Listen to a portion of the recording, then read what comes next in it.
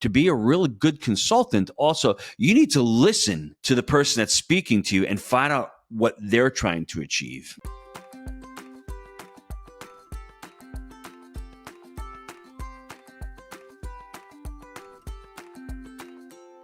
Hello, I'm Julia Barbaro. I'm here with my husband, Gino. And are you struggling with listening to your spouse? I struggle with a lot of things. Listening is probably on the top of the list, although I've gotten a lot better. A lot better. How'd you get better? I think that's what it is, because we were talking last time, Gino, about awareness, right? And a lot of times, like I said, in order to know, like a lot of times we want to be better at something, but we have to know where we are first. And so how did you figure out where you were in the listening realm of like how you were as a listener in order to get better? I would go back to the first show we've done on family coaching, and it really was coaching that got me to become a much better listener. Now, I'm going to say something that's going to annoy my wife, because every time I bring it up, she's like, well, I learned it a different way. There's 3 types of listening. You told us a story about in the coaching in the first segment. Well, there's 3 types See of what listening. I have to deal with. I have to deal with listening to the same thing. Who's listening right now is all I'm saying. But it's very important. I thought I was a good listener. Mm-hmm. And I was subjectively listening to some people more than others. And I am not a good multitasker. So if the TV's on and my wife is talking to me, am I listening? Yeah. But I'm just subjectively listening. Coaching really told me, and I would give this all the credit in the world to Stephen Covey as well. Because what Stephen Covey says, seek first to understand, then to be understood. And that, to me, was revolutionary as far as my relationships. And I won't get into the business world, but if you know how you can solve the other side's problem by really listening, by seeking first what their objective is, how they're viewing the world. You have a view or a paradigm of the world, as Stephen Covey says. You're looking at it. How do you find out what their view is? And how do you satisfy what they're trying to solve, especially, let's say, in the business world? It's by really listening to the words, listening to a person, the emotion behind the words, the energy behind the words, the body language. And also by listening, what you're doing is you're continuing to ask more questions. I love listening because, like I said earlier, I was very shy. And so I became really pretty good at it. And I would watch people's body language. I would watch their facial expressions, when they use their hands, how they use their body to, show me if they're uncomfortable or if they're excited or if they're nervous or even if they're lying. I mean, if you really pay attention, you're not just listening with your ears, you're listening with so many things. And that's what I'm encouraging everyone to do. Maybe you've done it before. Maybe you're really good at it. Maybe you want to be a little bit better wherever you are. And I think it's important to know what you are right now. And so what kind of listener are you? And now, in my opinion, the hardest thing to do is if you ask somebody that lives in your house, they'll probably give you a more accurate answer than how you think. Because a lot of times we're like, yeah, no, I'm good. I'm a good listener.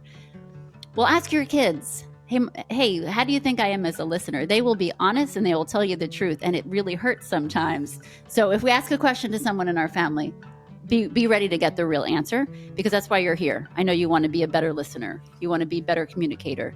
And I think for the listening part, kind of going back to the awareness part, be aware of how you're a listener. And so when you're starting to talk to people, pay attention to their eye movement or what they're doing with their body. And like Gino said, sometimes we have to get out of our own head and say, wow, I wonder what made them feel the way that they're feeling, why they're saying, instead of getting insulted first or whatever it is. Does that make sense? For men, it may be difficult because you're saying to yourself, I'm listening to Julia. She's got this problem, and I'm trying to solve it. Well, it's not just men. For most men are solution-oriented. You come to me with a problem. Mamas are also fixing, yes. But you're coming and talking to me, and you're saying, we have this thing. Why? Let's buy tickets to Ireland. I'm like, well, just get on the computer and buy tickets to Ireland. What's so hard about that? But really, is that the real issue? That's not really the real issue. So don't jump the gun. Continue to listen. And what's underneath, don't try to go into problem solving mode, because a lot of times people just want to talk and they just want to be heard. And that's so important in today's, I think, society, because everyone's always there to give advice. Sometimes, and my wife is really good at this, especially with her family. They'll call her up and she's there giving advice, and this is what you do and that's what she's doing. That's probably why they didn't want to call you, because they didn't want to get advice. They just wanted you to listen to them. And there's such a powerful space in that when you give the person the ability just to talk and just to have empathy. Don't be detached to the outcome. Just let that person talk and let that person vent. And the more they talk, the better they'll feel. And then all of a sudden, they'll start saying to themselves, I feel better. There's opportunity here. There's something that I didn't see 20 minutes ago because I was negative, I was dark, I was deep, I was all into myself. Now I've had the ability to talk it out. And I'm really thankful, Gino, that you listened to me and you gave me the opportunity to get it off my chest. And now I feel better. Hey, Jewel, that's what I'm here for, babe. I know you are.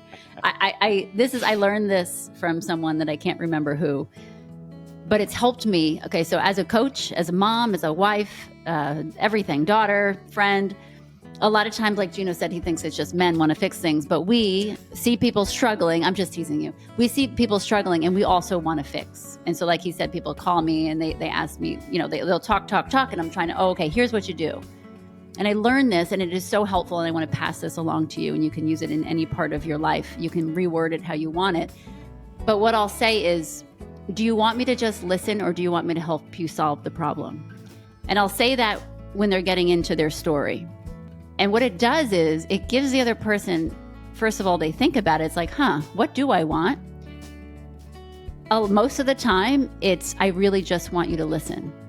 And then what it does on my end, it kind of, I'm not going to say, there's no pressure to try to listen and fix.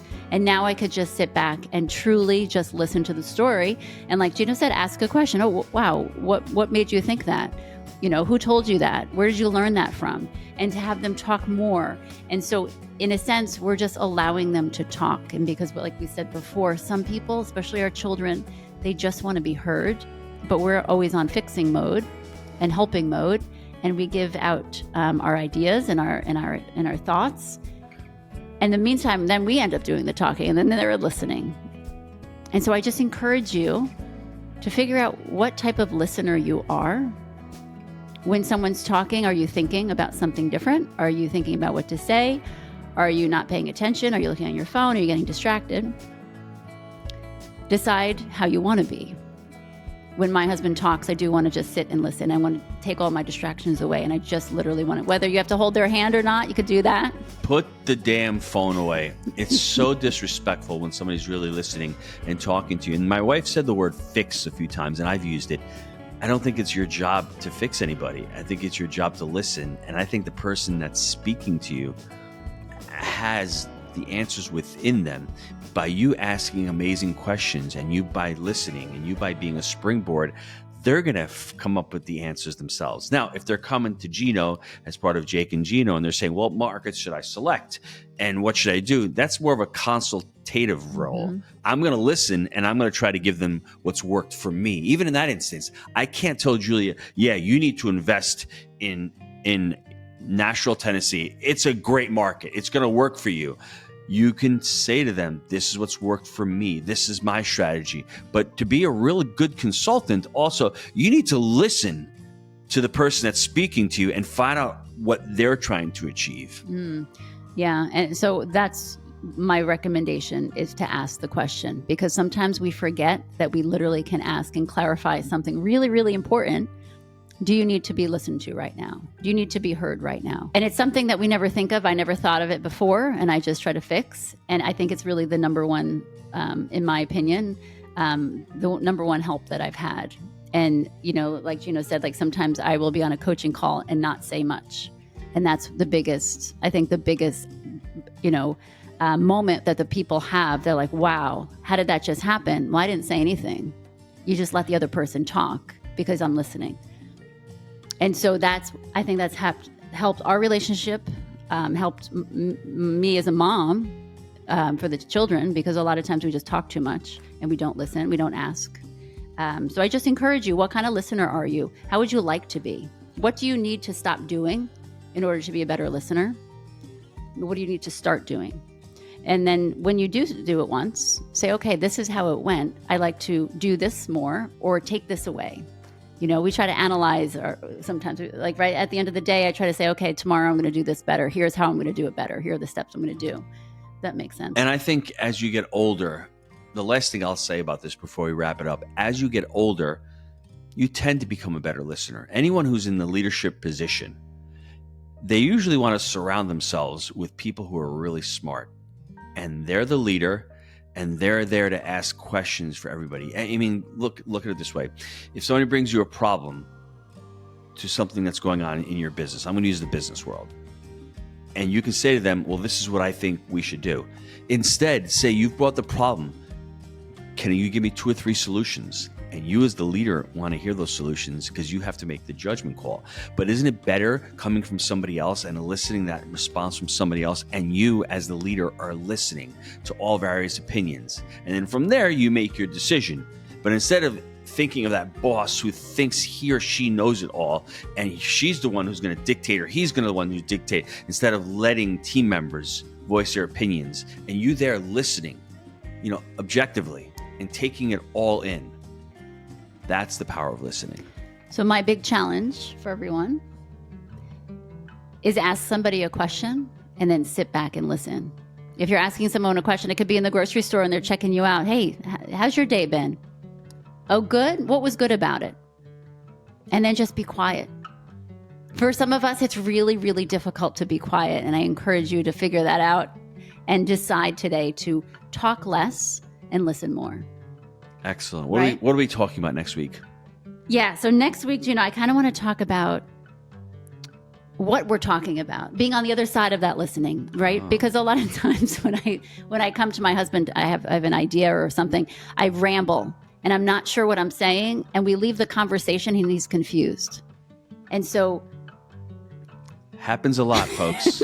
So I want next time to talk about, what are we bringing to the conversation?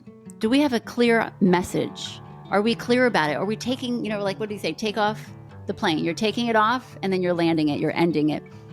Because is the other side leaving the conversation with a clear understanding of what you're saying? Or do you sound like an idiot is basically what No, not an idiot, but just confusion. Because a lot of times, a lot of arguments, I know you're joking, a lot of arguments are miscommunication. Mm-hmm. They're misunderstandings. And we could avoid many of those if, when we go into a conversation and someone's listening to us, we have a clear message, a clear ending, and we're wrapping it up. And so that's what we're going to be talking about next time. And so, but this challenge is, how are you as a listener, and what do you need to do or stop doing to be a better listener? We want to thank you for listening to Julie and Gino. Go to julieandgino.com. If you want to learn more about real estate, go to jakeandgino.com. And until next time, we'll see you soon. Thanks, everyone.